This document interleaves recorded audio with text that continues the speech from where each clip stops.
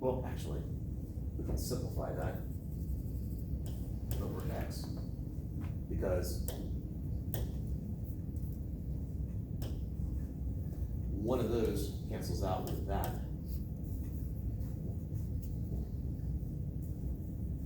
And then 4 over the square root of x is 6, 36 plus 16 minus 0.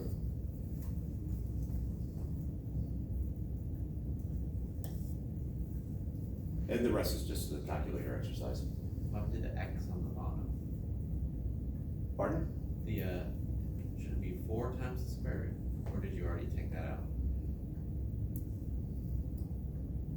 Wait, sorry. What is your issue again? The, X in the denominator? yeah. When it integrated here, part of the integral is you get an x squared here, and that, one of those x's cancels out with basically just x. So I'm left with an x in the bottom. X is not a variable. But where did that go in the answer? Where does x go in the answer? I mean, we have, from the coefficients here, we have x, one x of the denominator right there, and then that's x squared right there. From this x squared. Right. Okay. I feel like I'm missing what the issue was. Is it answered now? I think so. Did I do too many steps at once? Does that say x, or does that need to be a number? That says x. Okay. Okay. I was expecting it to be a number, I guess. Oh, I was originally planning to plug numbers in at this point, but then for some reason I didn't. I plugged numbers into this part and not that part, Okay. because I'm whimsical. So this is gonna be equal to 2 times 9 times 10 to the negative 9, positive 9, times lambda, which we found right there, negative 1, times 10 to the negative 9. That's a 10.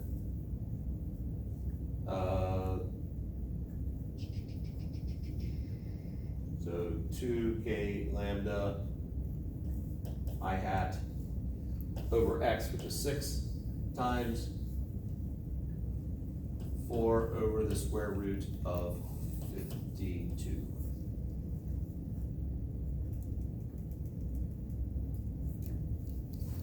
So we got 9 times 2 is 18, over 6 is 3, so 3 times roughly 4/7, so it's 12/7, 1 5/7, so I'm getting somewhere around 1.6. Yeah, negative 1.6. No, yeah, negative 1.67 units. So this would be units per coulomb. Yes. I had.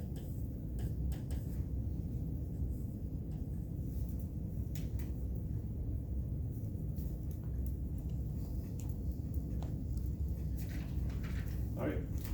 Questions about this lovely problem?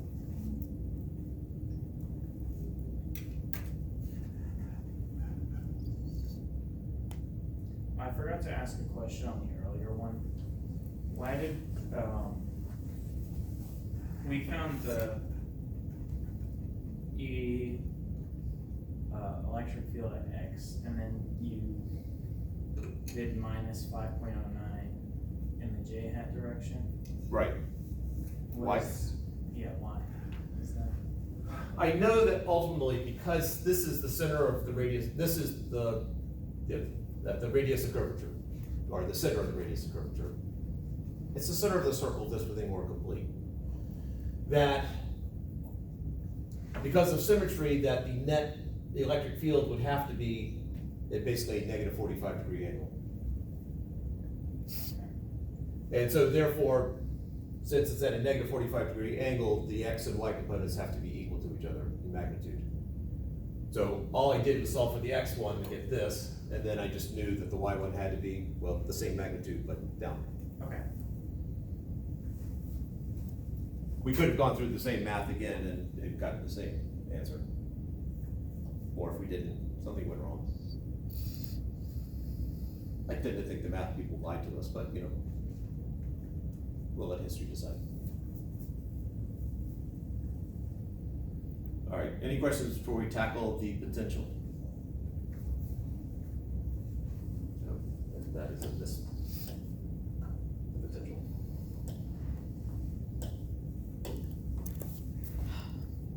All right. So I'm going from 4 to -4, smack dab in the middle. This is 6 meters here. I'm trying, that's point P, and I want to find the potential at point P. Go through the exact same process as we just did. The only difference is we're gonna have an R instead of an R squared over here, and we don't have the cosine to worry about because the angle doesn't matter, direction does not matter. So I have some dq here. So this is going to be K dq over R.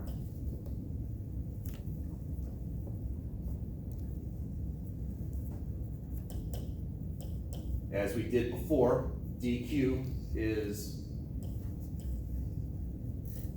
y, lambda dy over R, which is the square root of x squared plus y squared. Again, if we let x equal that, and this is y. So we get our electric potential to be K lambda integral of dy over the square root of x squared plus y squared. And then a quick scan to see if I mess up somewhere. So I know that lambda is dq dy.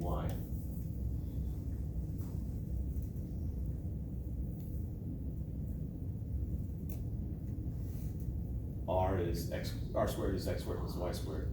That all works. All right, I think I'm good. Anyone's spotting any mistake?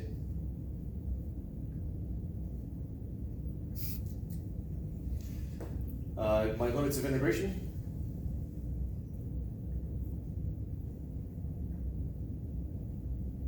As in, what are my limits of integration? Sorry, -4 to what 4. are ours? Pardon? You can do -4 to 4. And so that's equal to K lambda times, well, what is that integral? Or how would you find it?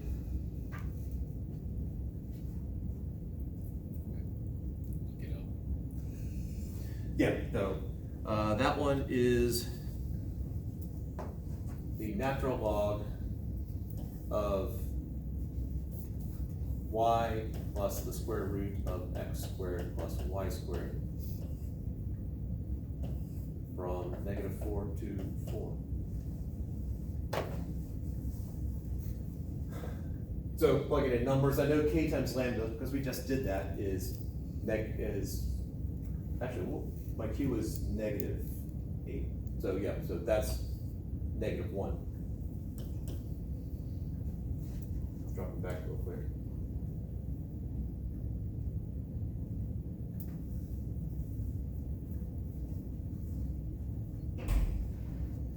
Yeah, k times lambda is, oh no, -9. So that's -9 times the natural log of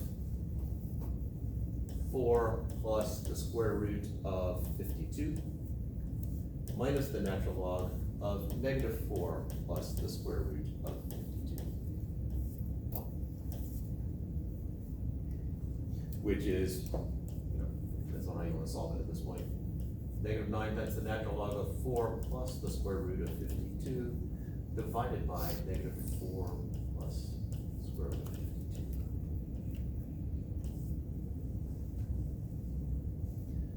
And then we get a magical answer.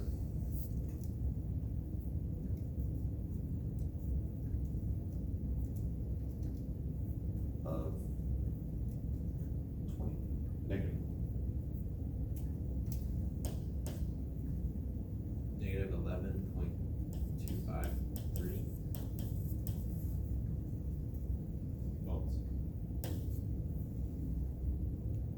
Again, although not written, I guess I wrote it over there, V equals 0 at R equal to infinity.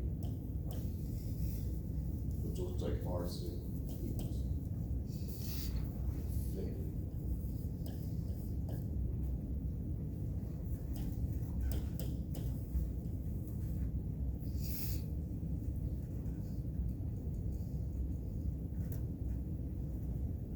All right. Questions? What kind of, I know a lot of the problems that we've been doing have been kind of abstract. What kind of like real world applications are there for this? One of them. Just the joy of the math and the physics. All right, so real world is, I mean, in essence, all of this is about controlling current flow. And so the main vehicles you have at your disposal that we will deal with are inductors, resistors, capacitors. Those are the three main ones that we deal with in this class. There's also diodes, transistors, etc. Other ways of just controlling the flow of current. So in terms of what this is, since there's a direct connection between potential difference and current flow, if you understand what the potential is, or potential difference is between two spots, you can control it. So if you're designing a new type capacitor, in theory, you could calculate it, or, I don't know, you should be able to calculate and show whether it's worthwhile to actually build it, type of thing. It's sort of a generic answer, but that's what I got. It's a stepping stone.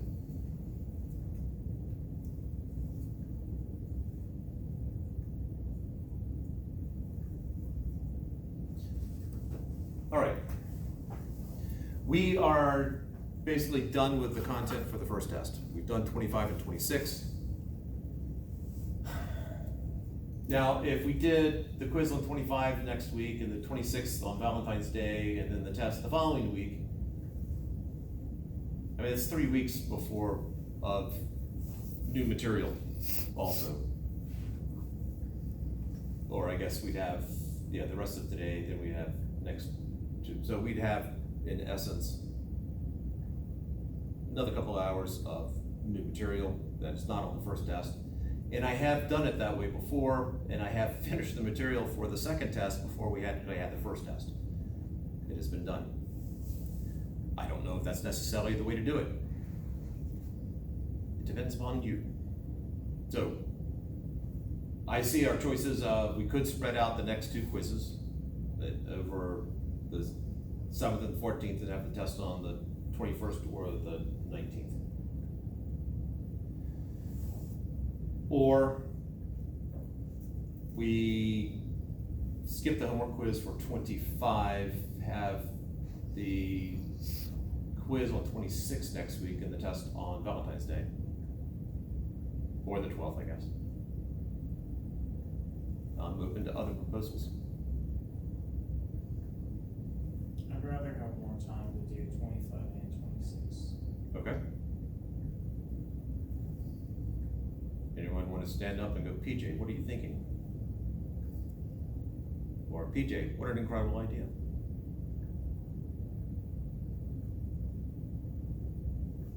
More time would be nice. All right. So it sounds like we're going for the work quiz, master's at 25 on the 7th.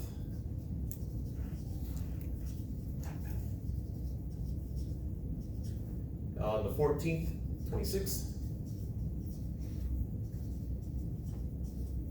And do you want the test the following Tuesday or the following Thursday?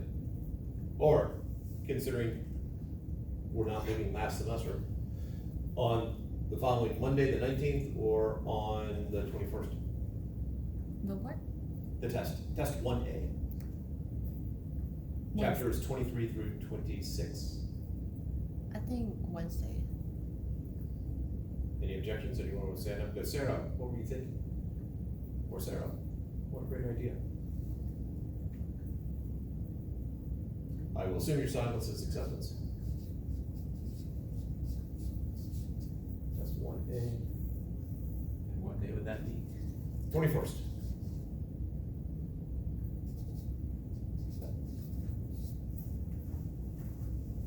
And I guess, Sarah, you haven't gone through this before. It's called test 1A, it's still the first test. Test 1A and test 1B are two separate tests. It's called 1A and 1B because if you look back at the older tests, originally I did all the material that's now on those two tests in one test. Mhm. And that was just a lot of material, so I split it into two tests. But this is not the first half of test 1. But if you're looking back at old tests, if it says test 1, it's gonna cover material that's, will be on this test, plus material that's on the second test. Okay. If it says test 1A, it's just the first test. Okay.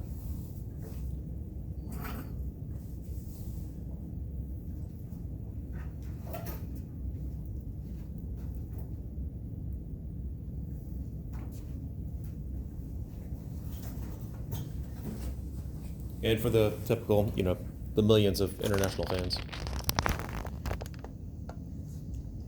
There you go, zoom in on that.